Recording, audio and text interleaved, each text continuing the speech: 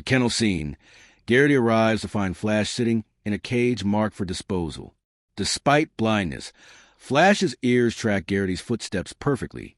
The memory of Marcus's funeral and the broken promise. Chief Vane appears callous and dismissive. Blind dogs are liabilities, Modric. We're a police force, not a charity. The decision. Garrity signs the adoption papers against direct orders. Welcome. It's Mr. Bryan Tales again.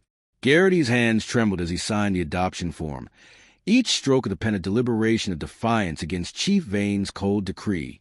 Flash sat motionless in the kennel cage, his clouded eyes fixed somewhere beyond the concrete walls, beyond the rust-streaked bars that had become his prison.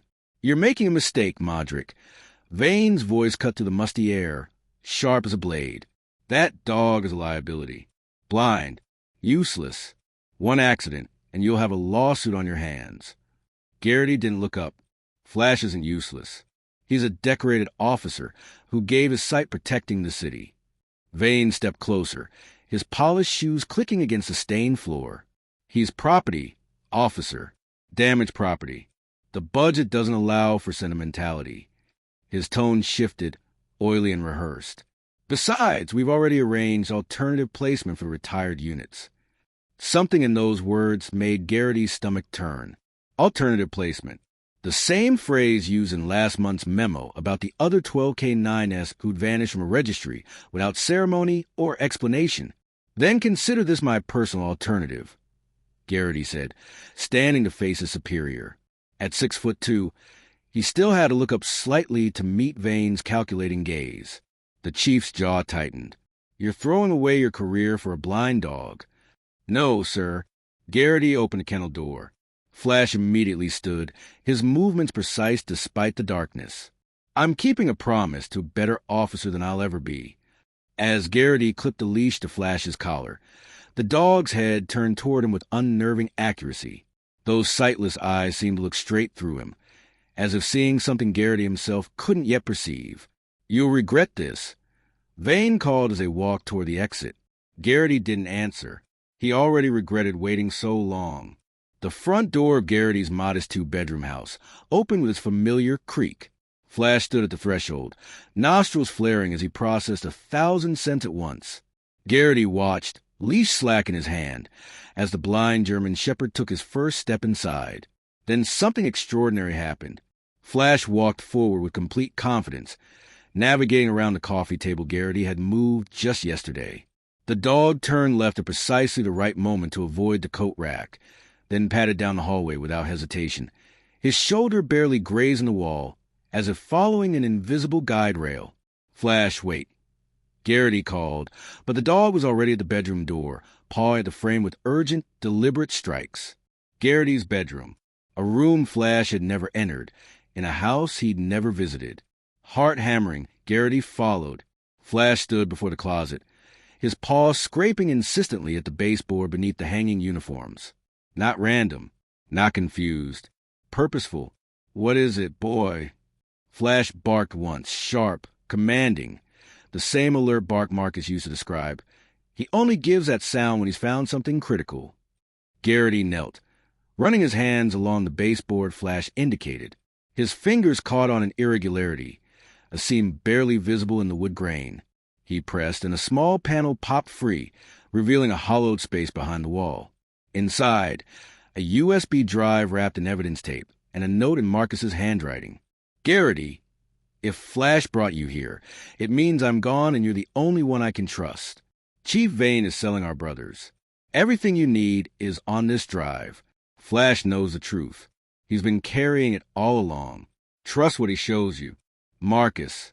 Garrity looked at the blind dog, who sat calmly, mission accomplished. You've been waiting, Garrity whispered, waiting for someone to listen. The knock came at dawn, soft, hesitant, completely unlike a police knock. Garrity opened the door to find Mario Santos, the 13-year-old from 3 houses down, clutching his backpack straps with white-knuckled intensity. The kid's eyes were red-rimmed, his jaw set with that peculiar determination only children trying to be brave possess. I know about Flash, Mario blurted before Garrity could speak. I know what Chief Vane did. Garrity pulled the boy inside quickly, scanning the street. Empty. Dawn quiet. Mario, what are you talking about? I've been visiting Flash at the kennel. Every Saturday for 6 months. The words tumbled out in a rush. After he went blind, nobody else would spend time with him. But my uncle was a Marine. He came back different too. So I just sit and talk to Flash, and Mario slowed down. The boy took a shaking breath. 3 weeks ago, I was there early. I heard Chief Vane on the phone in the office. He was talking about the shipment. Dogs going to some place called Redstone Kennels. But I looked it up, Officer Modric. Redstone Kennels doesn't exist. It's a fake company. Garrity felt ice slide down his spine. The USB drive in his pocket suddenly felt heavier. He saw me, Mario continued, voice dropping to a whisper. Chief Vane, when he came out of the office. He asked what I was doing there, and I said visiting Flash, and he got this look like he was deciding something. Then he just said the kennels were closing to public visits. Effective immediately. Did you tell anyone? Mario shook his head. Who'd believe a kid? His voice cracked. But you believe me, right? Because Flash, he's special. Even blind, he knows things. Like he could always tell when I was lying about my homework, or when I was sad about my mom. He sees different. Garrity's laptop screen cast blue light across his kitchen table as Mario sat beside him, Flash's head resting on the boy's knee.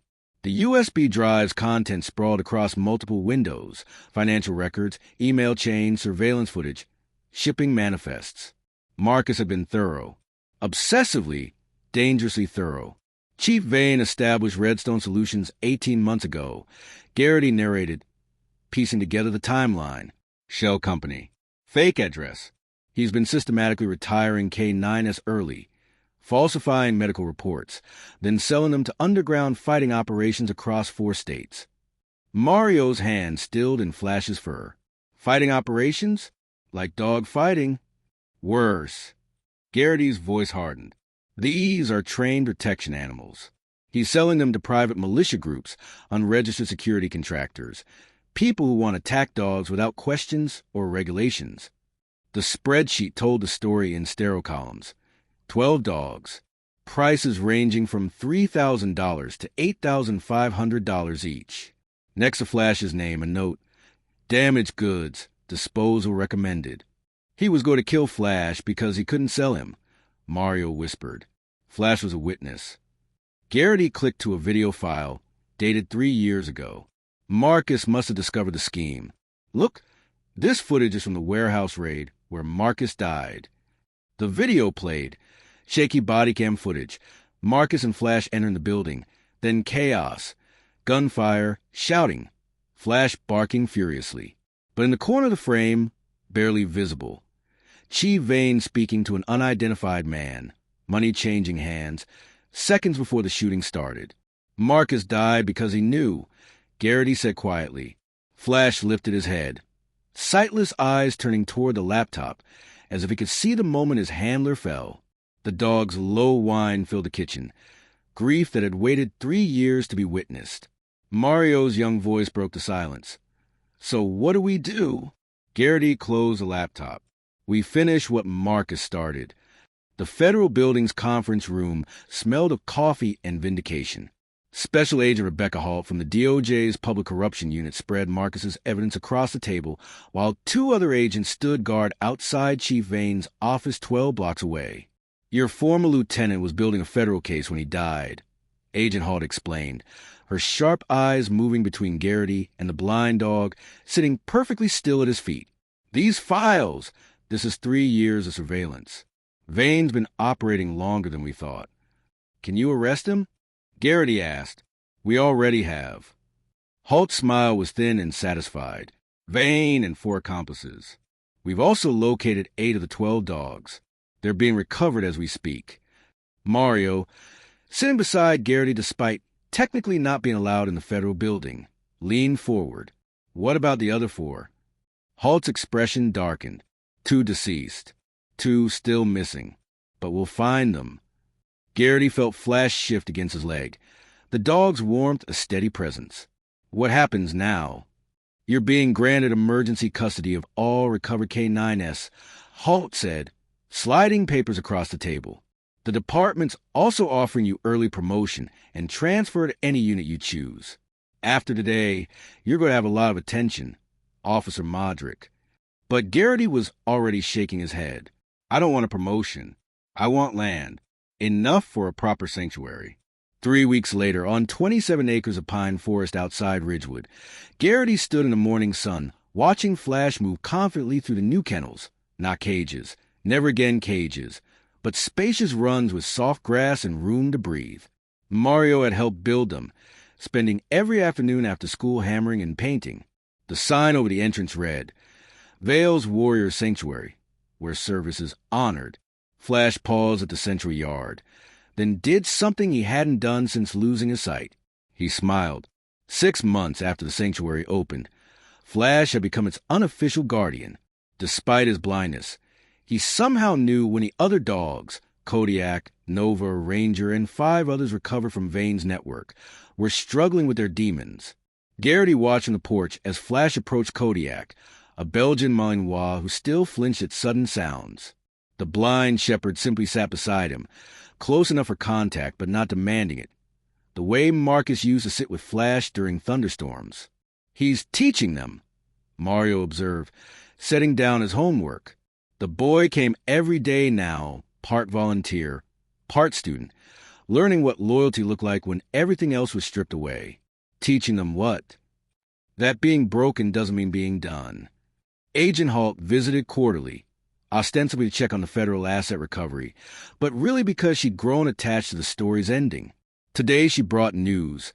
The last 2 missing dogs have been found in a Montana compound. They'd be arriving next week. You've built something important here, she told Garrity, watching Flash guide a limping shepherd named Atlas toward the water bowls. Garrity thought about Marcus, about the promise he'd almost failed to keep, about the system he'd trusted, until a blind dog showed him how to see. Marcus built it. Flash just made sure someone finished. That night, Garrity sat on his porch with Flash beside him, the dog's head resting on his knee exactly as it had rested on Mario's that first morning. In the distance, the other dogs settled into sleep, their breathing synchronizing in the darkness. Flash's clouded eyes turned skyward, toward stars he couldn't see, but somehow still knew were there. We kept the promise, old friend, Garrity whispered, fingers gentle on the dog's scarred head. Your dad would be proud. Flash's tail thumped once against the wooden boards. Affirmative. The stars emerged one by one over Vale's Warrior Sanctuary as Flash settled into his evening patrol, blind eyes seeing what sighted ones missed, a guardian who navigated by loyalty rather than light. In the kennels behind him, 12 warriors rested easy for the first time in years, their nightmares fading under the watchful presence of a dog who proved that true vision has nothing to do with eyes. Garrity stood in the doorway, Marcus's canine badge now mounted above the sanctuary entrance, catching the last rays of sunset. Flash had carried the truth for 3 years, waiting patiently in darkness for someone brave enough to follow where he led. The covenant wasn't just restored. It was reborn, stronger for having been broken and mended. Mario's bicycle disappeared down the dirt road. The boy, waving one last time before the trees, swallowed him. Tomorrow he'd be back, and the day after that, learning the language that dogs and good men speak. The language of promises kept. Flash turned his scarred face toward Garrity, and for just a moment, in the gathering dusk, it seemed those clouded eyes could see everything that mattered. What do you think? Would you have had the courage to defy your superior and trust what a blind dog was trying to tell you? Have you ever had an animal show you something you couldn't see? Share your stories in the comments below, and if Flash's journey moved you, hit that subscribe button so you never miss another tale of loyalty, courage, and the unbreakable bonds that define us. This is Mr. Bryan Tales, reminding you that sometimes the clearest vision comes from the darkest places.